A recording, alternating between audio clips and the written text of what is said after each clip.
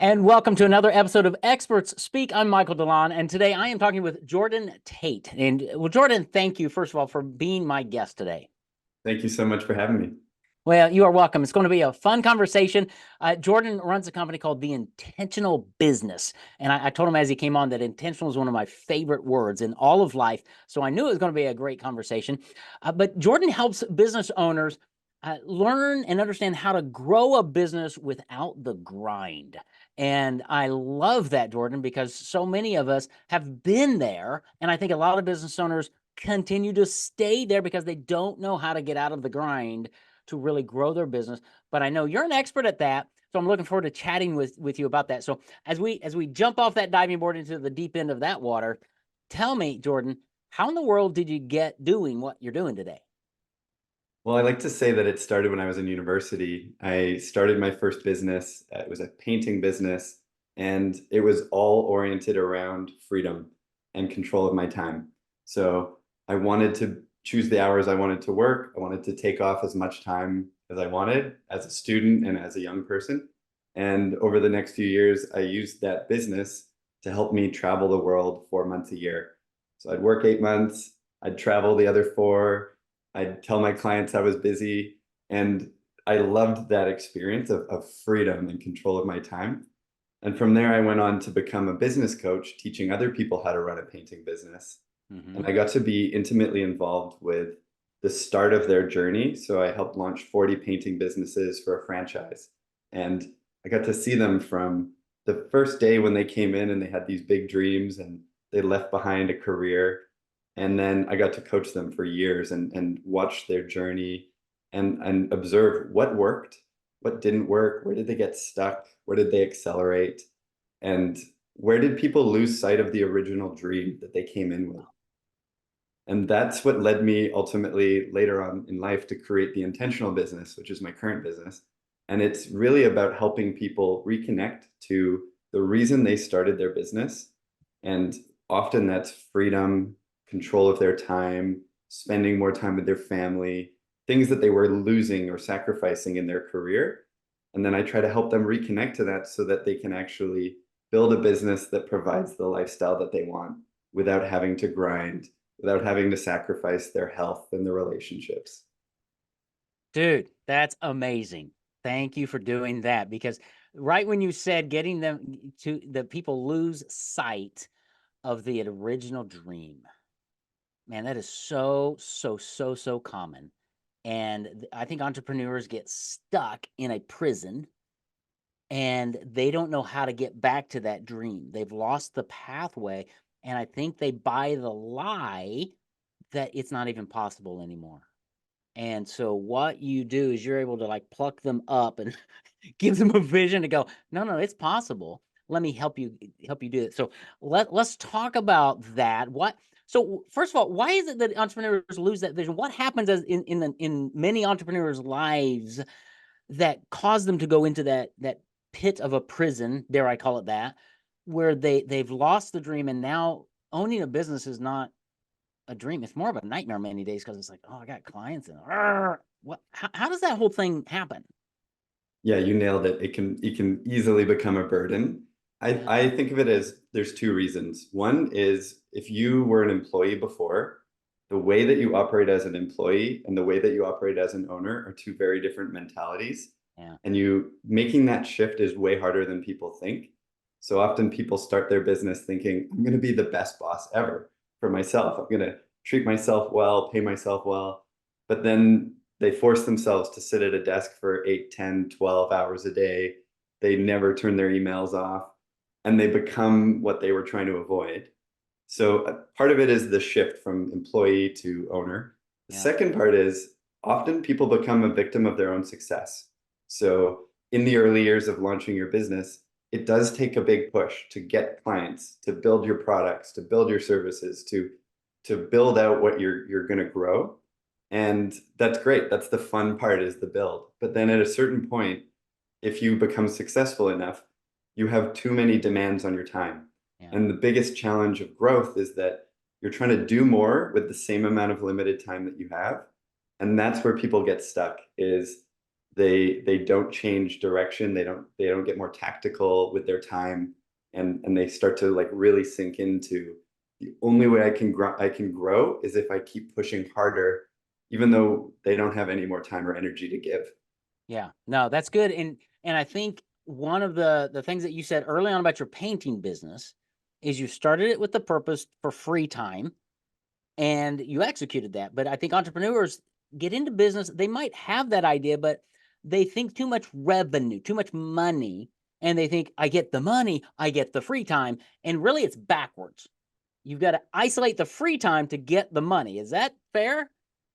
Absolutely. I do think that a lot of us, we get caught outsourcing our freedom and our happiness to the future. We think, I'll buy my freedom back in the future once I've earned it. Once I have X amount of dollars in the bank, or I own my home, or whatever the number that you set for yourself is. Mm-hmm. What I flip with people is helping them realize you can have freedom today.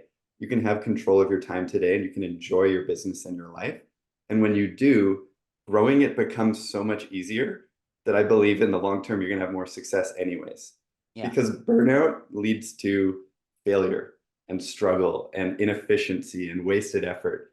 And I know that because I was there in my past, and I just totally, I couldn't think clearly. I couldn't function. So I really want to help people avoid that, because when you put in all that work to grow a business and then you push yourself to the point of hating your job, hating your business, and struggling, it's a terrible place to be.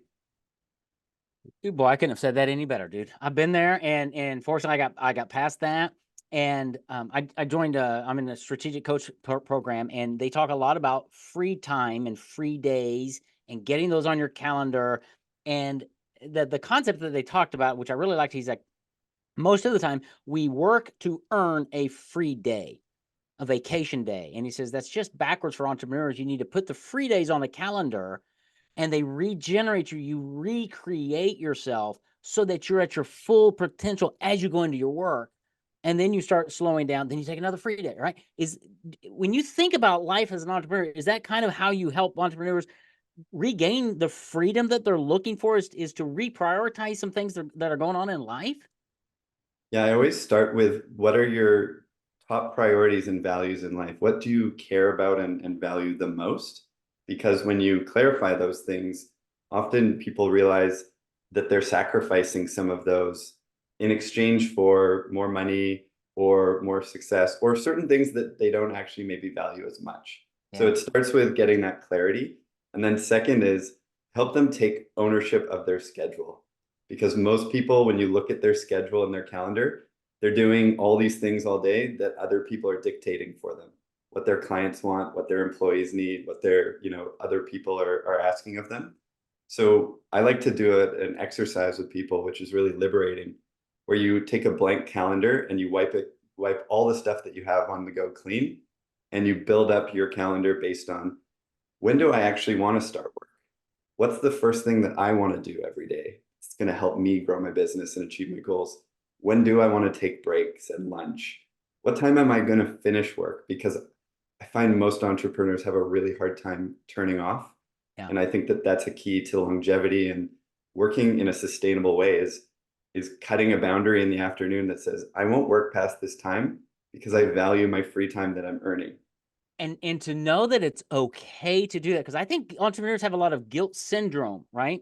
And I've grown my business over the last decade where I take Fridays off now. I work 4 days a week, right? And at first, dude, I felt guilty. Who am I to be able to do this? My people are working and I should be working. It's like, no, I've built this because I want the time freedom too, right? But there's that low level fever, that guilt to go, no, no, no, you're not, you shouldn't be doing this, right? I think we buy into these lies. I think it goes back to your priorities and values too. Absolutely. Yeah, I never blame people when they end up overwhelmed, overworked, burning out, because it's a very natural path. And I see almost everyone encounters it at some point. It's more about, how do you respond when you get into that place? Do Yes. you do you think that the way through is just continuing to grind and push and hold yourself to that standard? Or do you step back and say, something isn't working? there's a couple of changes I need to make for my health, my well-being, Yeah. and the longevity of my business. Yeah. Because what you would be surprised, and I hear this shocking amount, is how many business owners actually end up resenting their business, actually end up hating it because it's taken all the things that they thought it was going to provide for them. Yeah. Very, very much so. Uh, One of the reasons that those y'all listening out there, you need to be tuning in, rewinding for about 30 to 45 seconds and re-listen to what Jordan just said. And it really lays into the concept, Jordan, of what I talk about a lot is the need for coaches. We all need coach. I've had coaches and masterminds for a decade. And the business owner whose schedule's getting wacky and they're trying to grow, they're not really in the right mindset, and they usually don't have the right questions to ask to get through that breakthrough. But you do, because you're an outside perspective.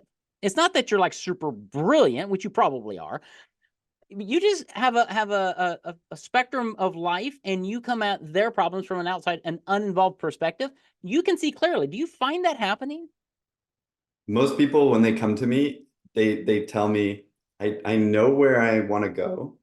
I know that I'm not on the path there, but I can't see the steps. I don't see the roadmap. And that's where I really like to help people is let's create the personalized roadmap to you to achieve your goals, whatever that means. And it could be an income-based goal, a freedom-based goal, a time-based goal, whatever it is, it's always unique. And that's what I love helping people with as a coach is giving them that clarity because once someone knows what's the next thing I should do, often they just go do it. And I had a great coaching call this morning with a client who I've only met twice. And in the first session, she was overwhelmed and she was sharing how she just can't get out from under all the work she has. She can't see a way forward. So we problem solved some things. We came up with some ideas.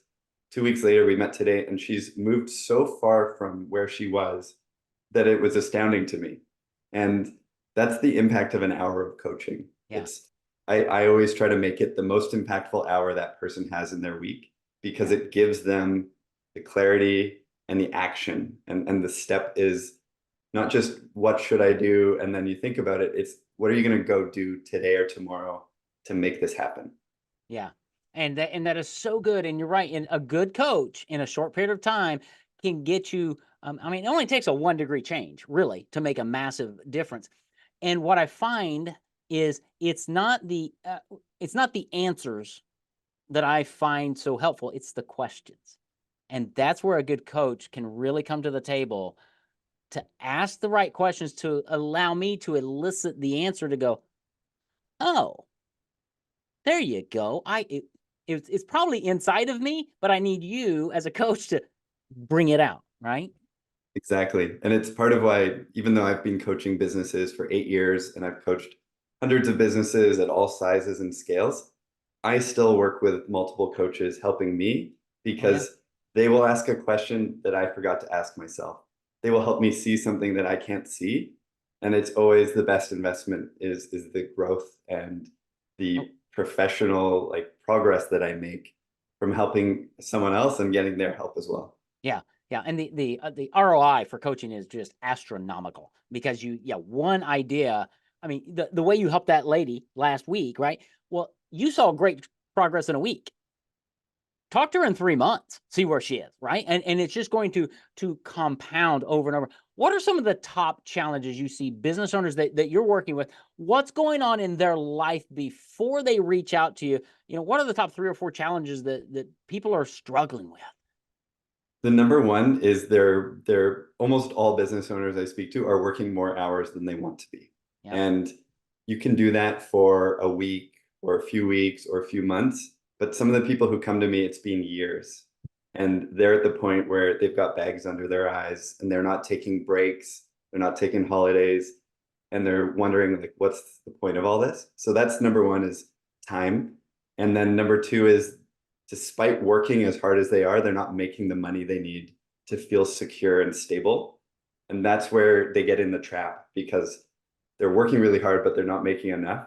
And it's like well, then how could I possibly slow down because I Right. couldn't afford it?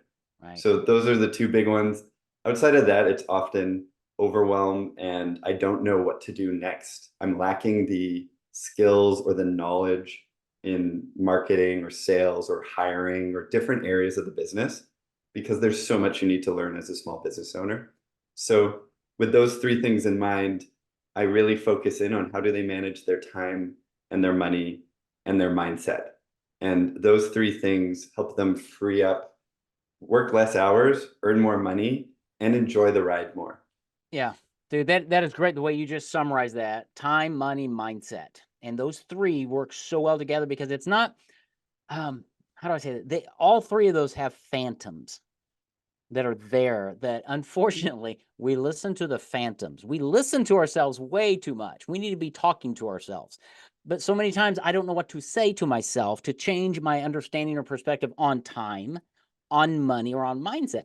That's why we need a coach like Jordan who can say, here are some scripts you can use to reprogram your brain around time, money, mindset. Here are some things you can do, right? Yeah, and it's usually there's fears that are holding us back. Yep. I really believe most people actually know what they need to do, but they're blocked not because they're lacking the knowledge, but because they're lacking the energy or the ability to just break through a fear or a limiting belief. And I've had this in my own life. I had a big fear around marketing myself, promoting myself, and it held me back for most of my career. Yeah. And then I worked with a coach. They helped me break through, and everything has been better as a result. And it was just a script I was telling myself. I'm not a good marketer. I don't know how to do this. I'll never figure it out. And when he challenged that and he said, well, what evidence do you have that this is true?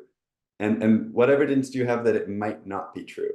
Yeah. And so that's the same thing I like to help people with. Break through a fear of financial failure, insecurities, limiting beliefs around I'm not a good salesperson or I'm not a good boss. I couldn't hire and manage people effectively. Yeah. Everyone has these, and the sooner you chase them and you attack them, the sooner you can grow beyond them. But And if you maintain them, they'll hold you back forever.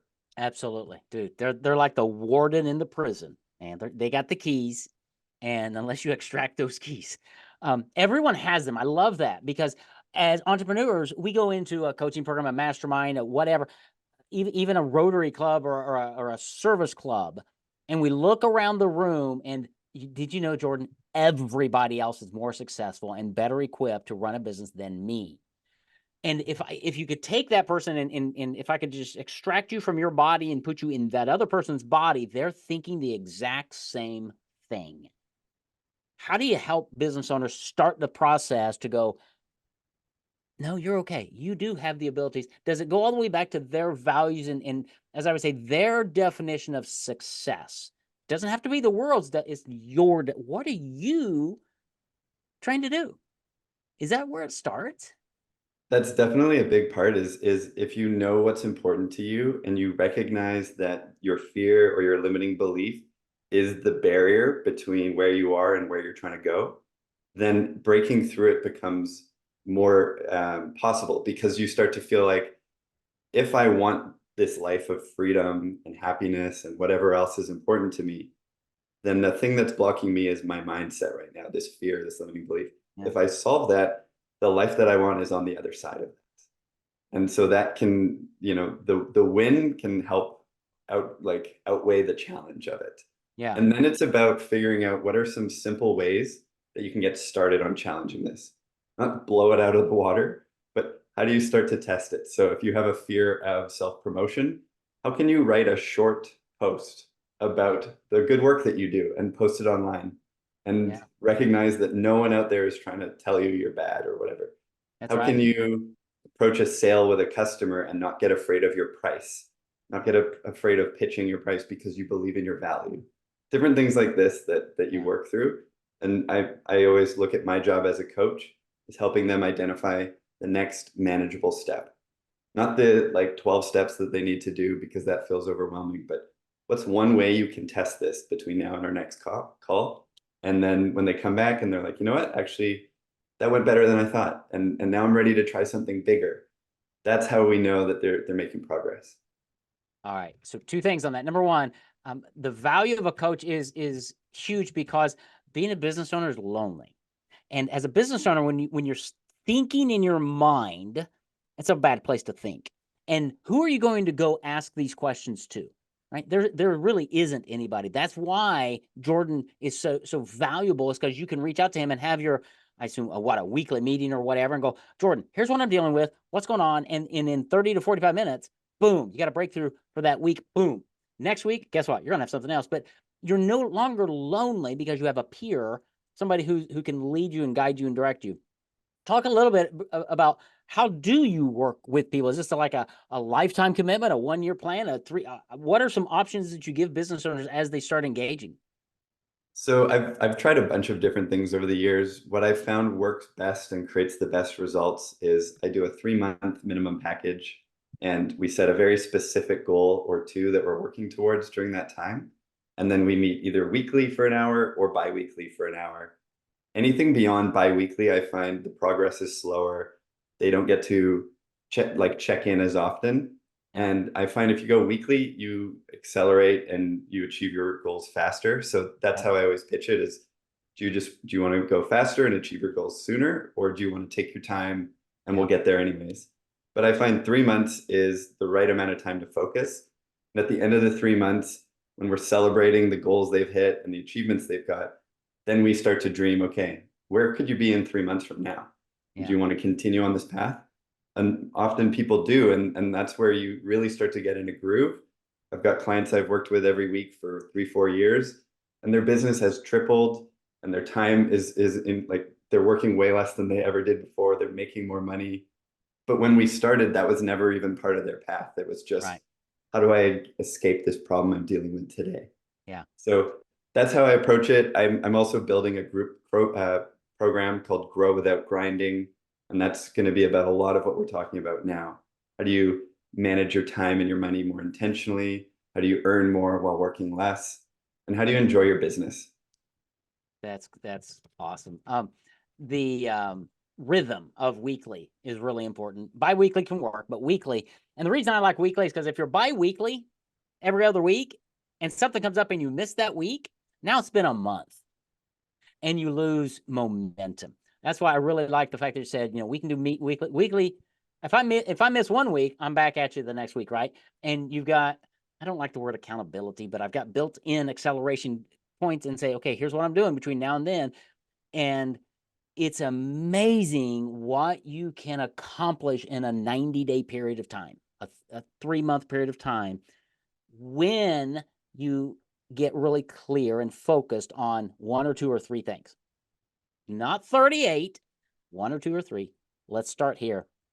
And you start building momentum. And I'm hoping, as we're talking about this, Jordan, I'm hoping our listeners are just hearing this, because it's, dare I say, it's not rocket science. Okay, I've been in a lot of coaching programs. It takes one phrase, one concept to pivot and to go, oh, the light bulb just came on. I got it. Thanks, Jordan. And you're off to the races. There just happen to be 1,000 of those things I need to talk about over the next 6 months. And that's the beauty of what Jordan does. I love it. It's a short-term trial in a sense. 3 months. I mean, good golly, who can't do 3 months?